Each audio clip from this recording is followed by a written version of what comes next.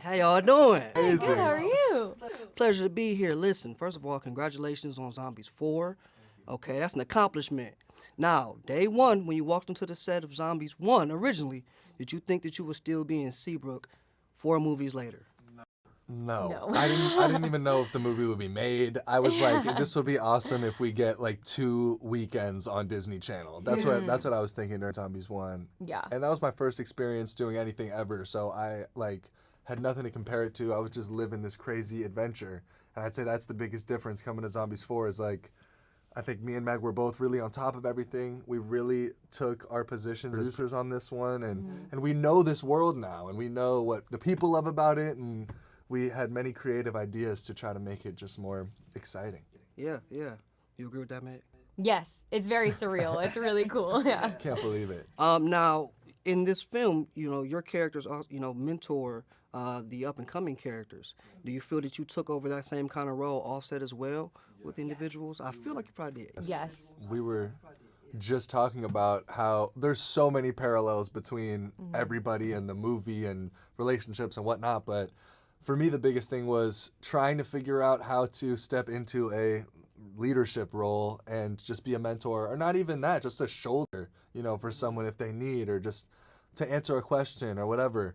And I think Zed was also trying to figure out with Addison, like, what's our place here? How do we push them in the right direction? But I think the characters in the movie were a lot harder to work with than the actual kiddos that we had. Of course. They were like such a delight. They were so excited. But, it was really cool. Like, there's so many, in the movie itself, there's so many, like, nods to Zombies 1 and kind of the nostalgia of that, but I feel like we were experiencing a lot of nostalgia, too, because I feel like we were watching the kids go through what we went through on the first one, like, in real time. So that was a very new, unique experience for us, yeah.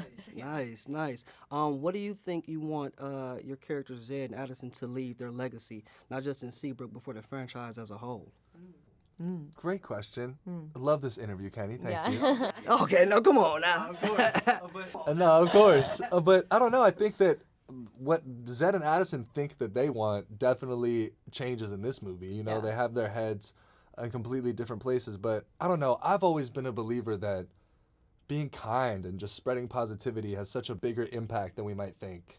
And it's very clear in this movie that fear can drive you to pretty crazy places.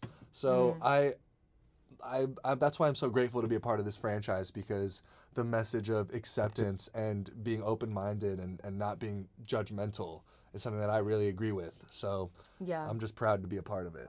Yeah, I think like the biggest goal is for kids to keep watching this movie and just learning from Zed and Addison's mistakes and what they learn, and kind of just like accepting people for who they are and not judging people too fast, and wanting to learn about other people's like cultures. All the monsters come from different places, and I feel like just taking the time to understand where everyone's coming from. I feel like in this movie the discourse is always based on fear.